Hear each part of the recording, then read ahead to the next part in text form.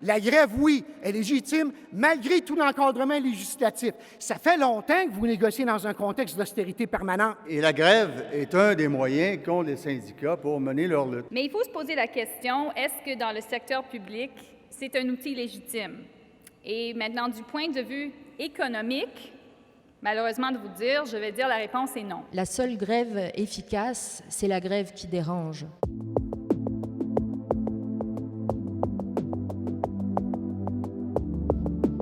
C'est maintenant l'heure de notre grand panel. La grève est-elle un outil adéquat pour les salariés du secteur public? Et nos 4 panélistes sont arrivés.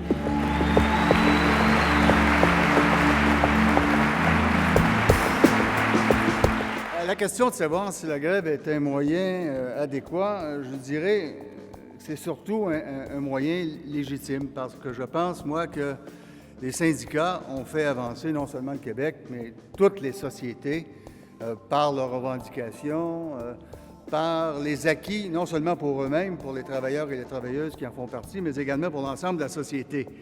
Et la grève est un des moyens qu'ont les syndicats pour mener leur lutte. La grève de protestation, c'est une grève qui vise notamment à dénoncer des mesures gouvernementales antisociales.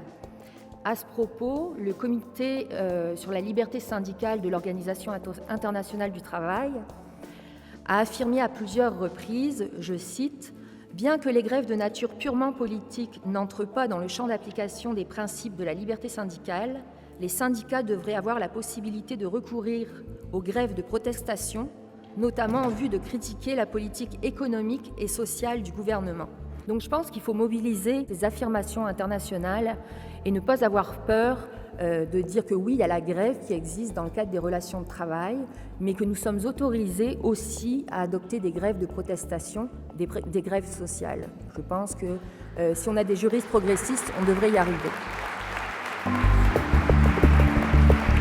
Alors, à la question que vous avez posée, est-ce que la grève est un moyen adéquat et est-ce que la grève est légitime dans le contexte des négociations collectives dans le secteur public-parapublic? À mon avis, à moi, la réponse, elle est oui. Ce moyen de pression doit être utilisé. La question de société que vous débattez est extrêmement importante. Le droit de grève, c'est quelque chose de fondamental. Mais il faut se poser la question, est-ce que dans le secteur public, c'est un outil légitime? Et maintenant, du point de vue économique, malheureusement de vous dire, je vais dire la réponse est non.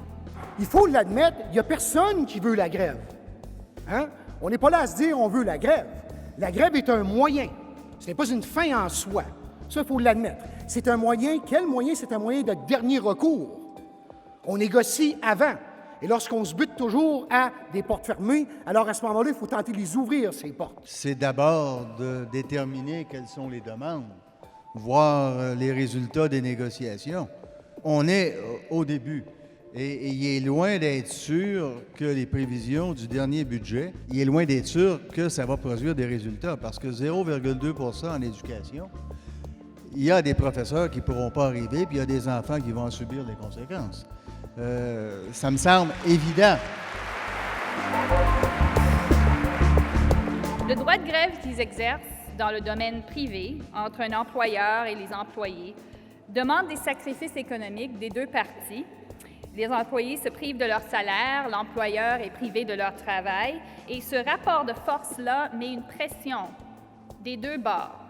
Or, le rapport de force dans le secteur public est complètement différent.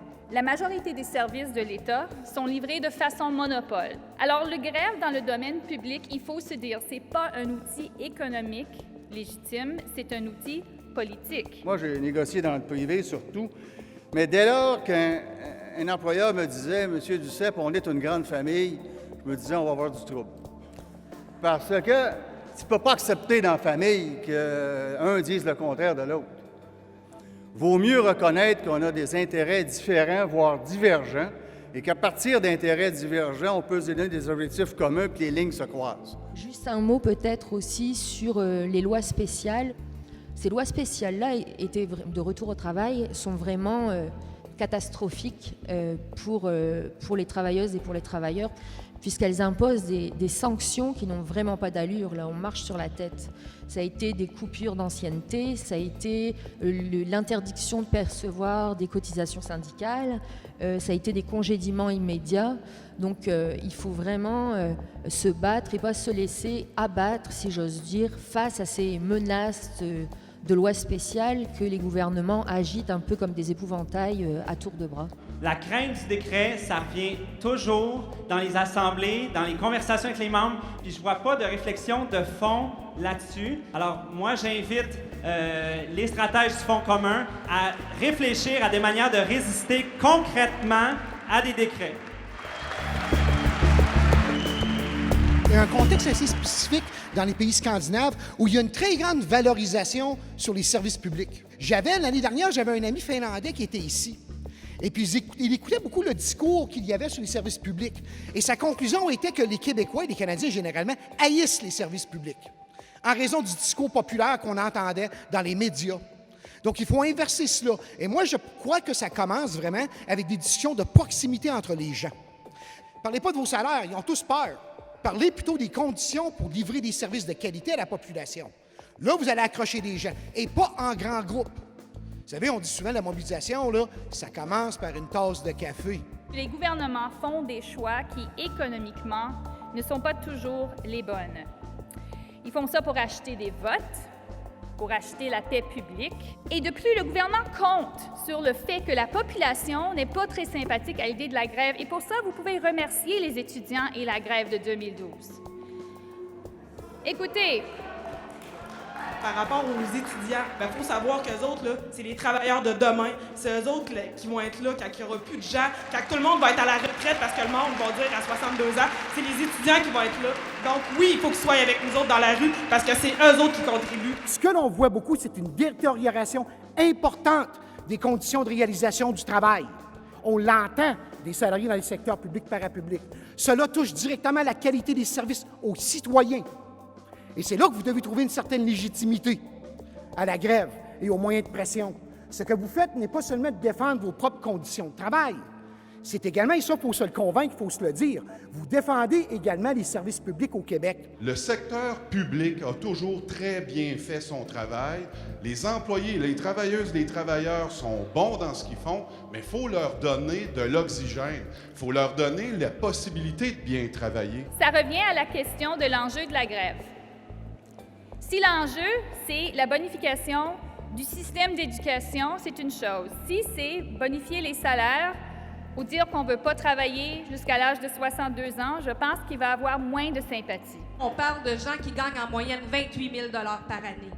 On ne parle pas de gens qui gagnent des salaires 100 150 000 $ par année.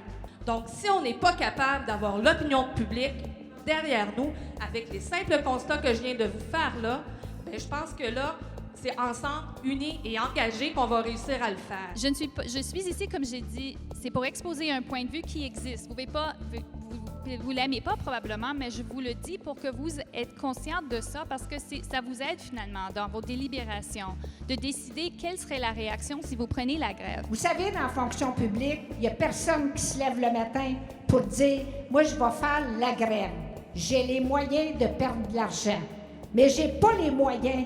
Une affaire est claire que pendant chaque négociation, je subis des reculs au lieu d'améliorer. La question, pour moi, c'est une question de stratégie. À quel moment la grève? À quel moment et avec qui? Est-ce que vous allez le faire seul ou avec d'autres? Pourquoi? Comment faire valoir vos revendications en termes de grève?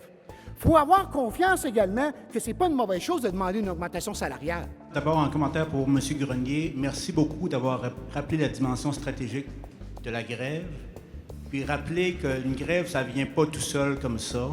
Ça se débat, ça se discute et ça se prépare. Vous avez beaucoup de jeunes qui arrivent dans vos organisations syndicales.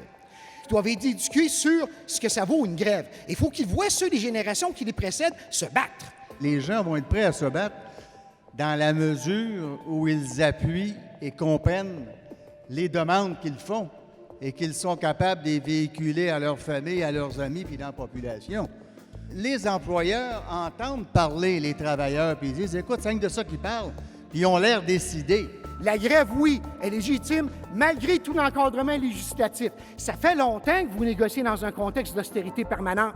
Donc, pour moi, c'est important que vous vous défendiez. Comptez pas sur les autres, ils ne seront jamais avec vous. La seule grève efficace, c'est la grève qui dérange. Et c'est la grève qui va durer le moins longtemps possible. Mais elle dérange.